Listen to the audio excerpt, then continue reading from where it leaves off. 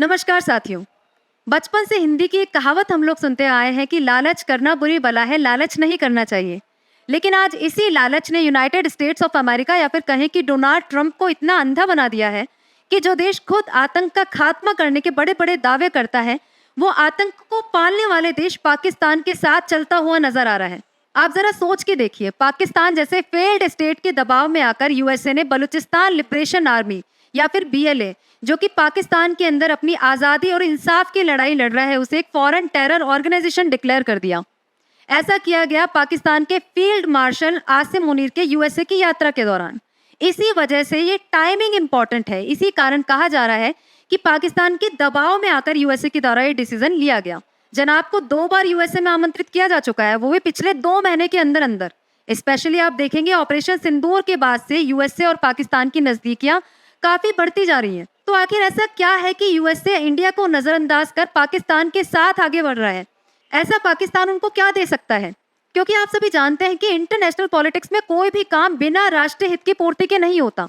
तो definitely USA को पाकिस्तान के अंदर कुछ इंटरेस्ट दिखता है, कोई हित दिखता है, इसी वजह से वो उनका साथ दे रहे हैं, उनके साथ चल रहे हैं। तो क्या ये सारा इशू है? क्या कवायद है? क्या डोनाल्ड ट्रंप का लालच है? यूएसए का क्या सोचना है जिसकी वजह से पाकिस्तान और यूएसए की नजदीकियां रिसेंट पास्ट में काफी बड़ी हैं?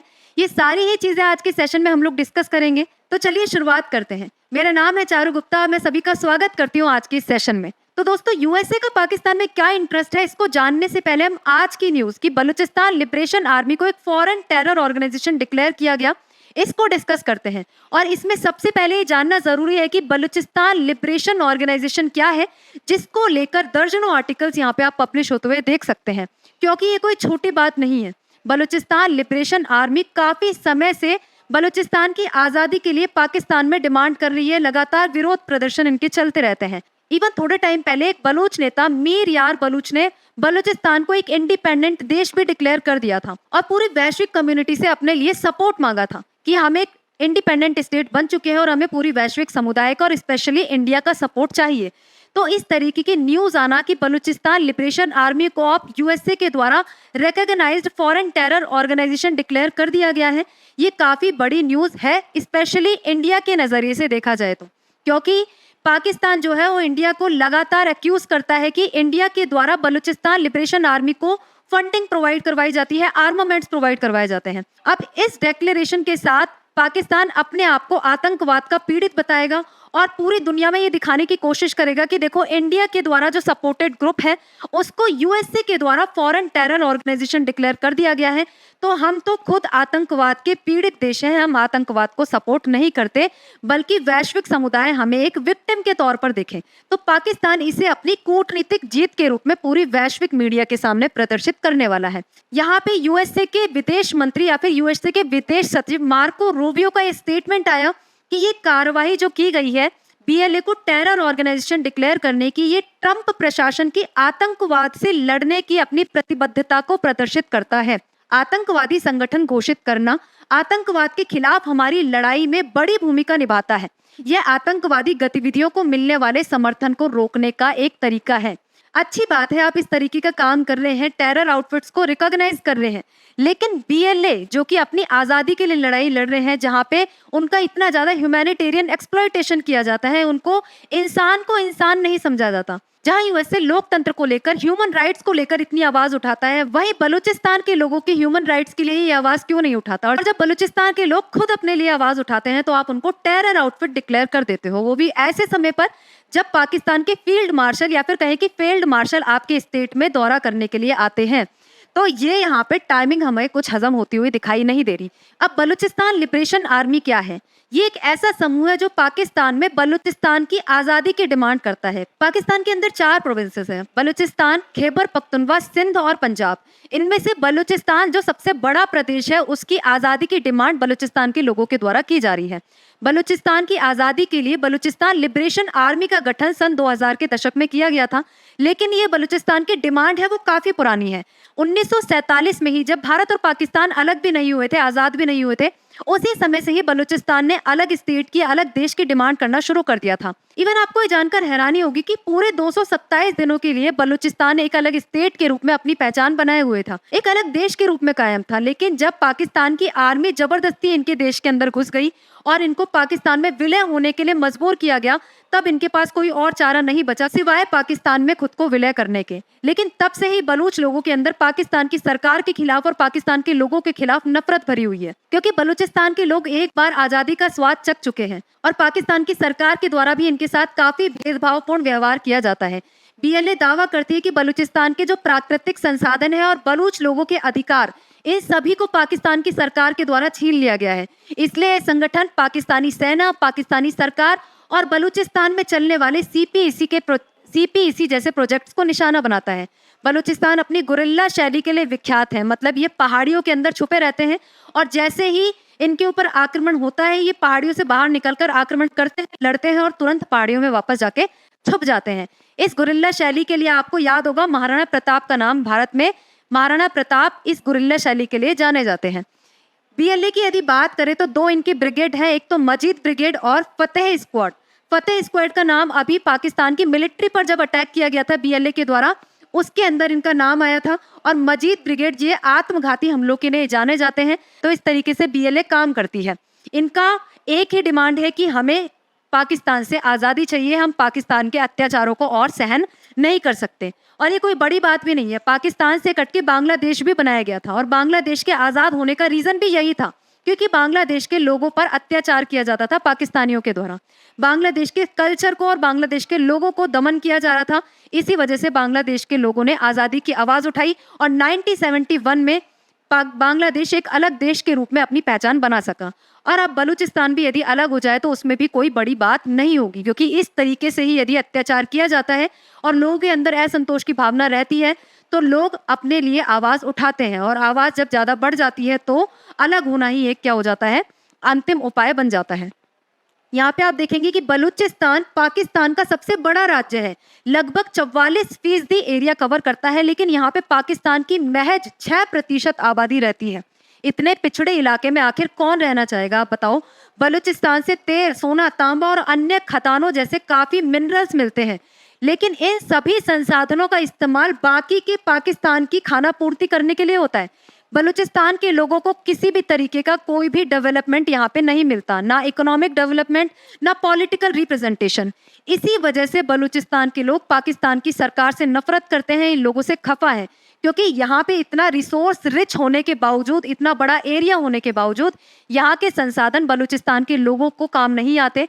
यहाँ के संसाधन बाकी के पाकिस्तान और इवन दूसरे देशों को काम आते हैं।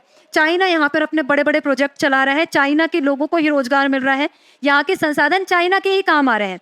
तो ऐसी स्थिति में बलूचिस्तान के लोग विद्रोह नहीं करेंगे तो क्या करेंगे, क्यों वो अपने लिए आवाज़ नहीं उठाएंगे। और जब इस तरीके की आवाज़ें उठाई जाती हैं तो ऐसे लोगों को आतंकवादी कहा जाता है। ये आतंकवादी नहीं है, बल्कि स्वतंत्रता सेनानी है जो कि अपनी स्वतंत्रता के लिए लड़ाई लड़ रहे हैं। इसके बाद यदि आप देखें तो इस रिसेंट अटैक में आपको यदि याद होगा, रिसेंटली क्वेटा से पेशावर जा रही एक ट्रेन को बलूचिस्तान के लोगों के द्वारा हाईजैक किया गया था। इसके साथ ही पाकिस्तान की मिलिट्री पर भी अटैक किया गया था। वो भी बीएलए ने क्लेम किया था कि हमारे द्वारा ये अटैक किया गया है, और ये अटैक करने के पीछे इनका रीजन कि बलूचिस्तान आज़ादी चाहता है, बलूचिस्तान के लोगों को आज़ाद कर दिया जाए। अब फिलहाल के लिए जो एफटीओ यूएसए के द्वारा इसे डिक्लेयर किया गया है उसके क्या मायने हैं, यहाँ पे आप देख सकते हैं। फॉरेन टेरर ऑर्गेनाइजेशन जो बीएलए को यूएसए के द्वारा डिक्लेयर किया गया है, उससे दो काम होंगे। एक तो एक कानूनी कार्यवाही के तहत किया गया है, यूएसए की कानूनी कार्यवाही के तहत इसको फॉरेन टेरर ऑर्गेनाइजेशन डिक्लेयर किया गया है। इसका मतलब है कि ये संगठन अमेरिका के लिए खतरा है। ये संगठन अमेरिका की राष्ट्रीय सुरक्षा, विदेश नीति या फिर नागरिकों के लिए खतरा माना जाएगा। इसके साथ ही यदि इस संगठन को किसी भी तरीके की फंडिंग या फिर किसी भी तरीके के आर्मामेंट्स यदि प्रोवाइड करवाए जाते हैं तो वो अमेरिका के कानून का उल्लंघन माना जाएगा और उस देश के खिलाफ या फिर उस व्यक्ति के खिलाफ जरूर से कार्यवाही अमेरिका के द्वारा की जाएगी। अब इसके बाद यदि आप बात करें कि यूएसए का इसमें क्या लालच है, यूएसए आखिर क्यों बीएलए को टेरर ऑर्गेनाइजेशन डिक्लेयर कर रहा है पाकिस्तान के कहने पर, इसमें यूएसए का भी हित छुपा हुआ है, केवल पाकिस्तान के कहने से ऐसा नहीं हो रहा। देखो, यूएसए ने रिसेंटली पाकिस्तान के साथ एक ऑयल डील साइन की थी। ऑयल की खदान पाकिस्तान के अंदर मिली थी, ऑयल का एक्सप्लोरेशन पाकिस्तान में हुआ है, जिसमें काफ़ी टाइम से अमेरिका लगा हुआ था। अब यहाँ पे यदि ऑयल डील पाकिस्तान के साथ होती है, तो बलूचिस्तान के लोगों ने सीधे मना कर दिया कि आप हमारी परमिशन के बिना किसी भी तरीके की डील किसी फॉरेन कंट्री के साथ साइन नहीं कर सकते। इन्होंने बोला कि यदि किसी भी तरीके की डील करनी है तो बलूच लोगों के साथ की जाएगी, ना कि पाकिस्तान के साथ, क्योंकि बलूच लोगों के पास जो रिसोर्सेज है उन पे बलूच का राइट है, ना कि पाकिस्तान की सरकार का। और यहाँ के संसाधन बलूच लोगों के काम आने चाहिए, ना कि बाहर के किसी देश के। तो यदि इस तरीके के अड़ंगे बलूच लोग यहाँ पे लगाते रहे तो ट्रंप का आगे का ऑयल बिजनेस क्या हो सकता था, प्रभावित हो सकता था। इसलिए इस ऑर्गेनाइजेशन को फॉरेन टेरर ऑर्गेनाइजेशन डिक्लेयर करके ट्रंप ने अपना आगे का रास्ता क्या कर लिया है, साफ कर लिया। ट्रंप बिजनेसमैन है, बिजनेस करना उनकी पहली प्रायोरिटी है। पॉलिटिकल लीडर वो बाद में बने हैं, तो बिजनेस के बीच में यदि कोई आएगा तो उसका हाल इस तरीके का होगा, आप यहाँ पे देख ही रहे हैं। ट्रंप को कोई मतलब नहीं है कि इनका ह्यूमन एक्सप्लॉयटेशन किया जा रहा है, इनके ऊपर अत्याचार किए जा रहे हैं। अमेरिका जो कि सो कॉल्ड डेमोक्रेसी का रक्षक बना फिरता है, यहाँ पे आके उसकी आंखें क्या पड़ जाती है, बंद पड़ जाती है। पहली चीज तो ये है कि ट्रंप को अपना ऑयल बिजनेस यहाँ पे क्या है, एक्सपेंड करना था।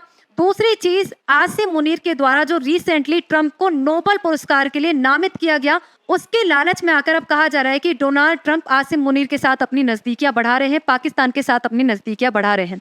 ट्रंप को काफी समय से नोबेल पुरस्कार पाने का फितूर चढ़ा हुआ है। रिसेंटली इंडिया और पाकिस्तान के बीच जो सीज फायर हुआ था उसे कंडक्ट कराने का भी क्रेडिट इन्होंने खुद ले लिया, और विश्व में जितने भी युद्ध हुए हैं, नहीं हुए हैं, उन सभी का क्रेडिट, उनको सभी को खत्म कराने का क्रेडिट ट्रंप खुद ले रहे हैं और खुद को एक विश्व में शांति दूत की तरह प्रस्तुत कर रहे हैं। और उसका समर्थन पाकिस्तान और आसिम मुनीर के द्वारा किया जा रहा है, और इसी वजह से पाकिस्तान के साथ ट्रंप की नजदीकियां आप बढ़ते हुए यहाँ पे देख रहे हैं। इसके साथ ही आप देखेंगे कि जब यूएसए के अंदर आमंत्रित किया गया आसिम मुनीर को, मैंने आपको बताया कि 2 बार इनको आमंत्रित किया जा चुका है, तो वहां पे अभी जब ये रिसेंटली गए थे एक प्राइवेट डिनर में, उन्होंने ऐसी ऐसी बातें बोली हैं यूएसए की धरती से जो कि काफी हद तक इंडिया के खिलाफ जाती है। आप यदि यहाँ पे देखें कि आसिम मुनीर ने न्यूक्लियर थ्रेट की बात की है।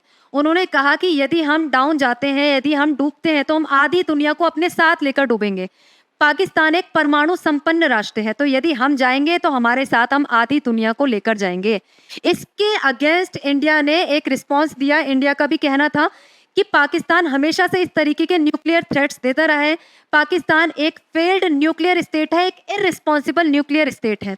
पाकिस्तान के अंदर पावर्स पॉलिटिकल रूलर्स के हाथ में नहीं है, बल्कि सेना और टेरर ऑर्गेनाइजेशन वहां पे देश को चलाते हैं। इस वजह से पाकिस्तान एक इररिस्पॉन्सिबल न्यूक्लियर स्टेट है। अब इसके विरोध में पाकिस्तान तरह तरह की बातें बोल रहा है, छोटे छोटे बदले की कार्रवाई कर रहा है, और छोटे छोटे स्टेटमेंट्स पाकिस्तान के द्वारा दिए जा रहे हैं। अलग अलग तरीके के थ्रेट पाकिस्तान के द्वारा आए दिन भारत को दिए जा रहे हैं, जिसमें से कुछ आप यहाँ पे देख सकते हैं। अंबानी इसको लेकर इन्होंने अपना स्टेटमेंट दिया। इसके साथ ही जामनगर रिफाइनरी को उड़ाने की बात इनके द्वारा की गई कि हम जामनगर रिफाइनरी को मिसाइल से उड़ा देंगे। जैसा कि इनके द्वारा कहा गया था कि यदि भारत सिंधु नदी पर डैम्स बनाता है, जैसा कि आपको पता है कि इंडिया ने इंडस वाटर ट्रीटी को रद्द किया हुआ है, और भारत अब डैम्स बनाने वाला है रिवर्स पर, जिससे कि पाकिस्तान की तरफ जाने वाला पानी रोका जा सके। तो आसिम मुनीर के द्वारा कहा गया कि यदि इंडिया इस तरीके के डैम्स बनाता है तो हम यहाँ से मिसाइल चलाकर उन डैम्स को तबाह कर देंगे।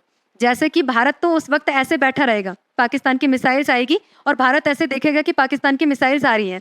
इनको शायद याद नहीं है कि ऑपरेशन सिंदूर के समय भारत ने इनकी तरफ से आने वाली सभी मिसाइलों को न्यूट्रलाइज कर दिया था। भारत का डिफेंस सिस्टम काफी स्ट्रांग है, शायद ये लोग ये चीज भूल चुके हैं। अब यहाँ पे इनके द्वारा जामनगर रिफाइनरी को उड़ाने की बात की गई। इसके साथ ये बहुत ही टुच्ची हरकत पर उतर आए। इन्होंने पाकिस्तान में रहने वाले भारतीय डिप्लोमेट्स को पानी देना बंद कर दिया, मिनरल वाटर देना बंद कर दिया, न्यूज़पेपर देना बंद कर दिया, गैस सिलेंडर तक देने का इन्होंने क्या कर दिया, मना कर दिया कि वहाँ पे जो डिप्लोमेट्स रहते हैं उनको इस तरीके की कोई भी सुविधाएं प्रोवाइड नहीं करवाई जाएगी। जबकि इस तरीके का डील होता है, इस तरीके की ट्रीटी है कि आप यदि कोई भी डिप्लोमेट आपके देश में रह रहा है किसी दूसरी कंट्री का, तो आपको चाहे कितनी भी बड़ी युद्ध की सिचुएशन बन जाए, आपको उनके साथ अच्छे से ट्रीट करना है, अच्छे से व्यवहार करना है। लेकिन पाकिस्तान अपनी इस ओछी हरकत से बाज नहीं आया। इसके साथ ही पाकिस्तान के पीएम का भी एक स्टेटमेंट आया, ये सुबह ही आया। पाकिस्तान के पीएम ने कहा कि दुश्मन को एक बूंद भी पानी नहीं दिया जाएगा। आप इनसे जरा पूछे कि अपने देश में इनकी चलती कितनी है। यहाँ पे पाकिस्तान में आर्मी का ही बोलबाला है। पाकिस्तान के जो पीएम है, इनके स्टेटमेंट और इनके कहने का क्या रोल है, क्या वैल्यू है, ये वहाँ के लोग भी समझते हैं और बाकी सारी दुनिया भी समझती है। लेकिन फिर भी कह रहे हैं कि भारत को एक बूंद भी पानी नहीं दिया जाएगा, भारत को ऐसा सबक सिखाया जाएगा कि वो भारत आगे याद रखेगा। तो भारत भी हाथ पे हाथ धरे बैठे रहने वाला नहीं है। भारत ने पहले ही इंडस वाटर ट्रीटी रद्द की हुई है और भारत का साफ कहना है कि यदि आपकी तरफ से कोई भी ऐसा मूवमेंट किया जाता है, कोई भी मिसाइल अटैक किया जाता है, किसी भी तरीके का हमला किया जाता है, तो उसे एक्ट ऑफ वॉर समझा जाएगा। ऑपरेशन सिंदूर खत्म नहीं हुआ है, स्थगित हुआ है, ये याद रखना पाकिस्तान को बहुत ज़रूरी है। तो आप सभी को इस मुद्दे पर क्या लगता है कि अमेरिका और पाकिस्तान की बढ़ती हुई नज़दीकियाँ आगे भारत को कैसे प्रभावित कर सकती हैं? और भारत का आगे आने वाले समय में इस संबंध में क्या कदम होना चाहिए, किस तरीके का रिस्पॉन्स होना चाहिए? अपनी राय कमेंट बॉक्स में ज़रूर बताइएगा। आगे आने वाले समय में चीज़ें किस तरीके से अनफोल्ड होती है, क्या-क्या इश्यू निकल कर आते हैं, सारी चीज़ें हम चैनल पर अपडेट के साथ आपके साथ डिस्कस करेंगे। आज के सेशन में इतना ही है। Thank you very much.